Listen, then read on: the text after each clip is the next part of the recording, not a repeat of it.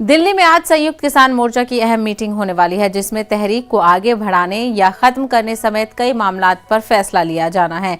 किसान मीटिंग को लेकर दिल्ली के सिंघू बॉर्डर पर हलचल तेज हो गई है। किसानों की तरफ से हुकूमत को दी गई डेडलाइन आज खत्म हो रही है। संयुक्त किसान मोर्चा ने हुकूमत से एमएसपी कमेटी की तश्कील, किसानों पर दर्ज मुकदमात वापस लेने और एहतजाज में मारे गए किसानों के खानदानों को मुआवजा देने के बारे में अपना मौकिफ वाज़ेह करने को कहा था। किसानों का कहना है कि मुज़ाकरात के लिए सरकार संजीदा नहीं है। हालांकि गुज़िश्ता रोज हुकूमत से बातचीत के लिए किसानों ने 5 रुकनी एक कमेटी तश्कील दी है। वहीं आज दिल्ली की सड़कें खोलने के मुतालबे पर सुप्रीम कोर्ट समाअत करेगा। इससे कबल इस मामले पर 21 अक्टूबर को समाअत हुई थी। गुज़िश्ता 1 साल से जारी किसान तहरीक की वजह से सड़कें बंद हैं।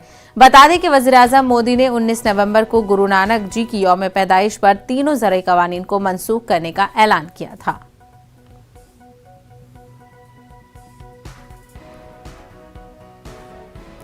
अरविंद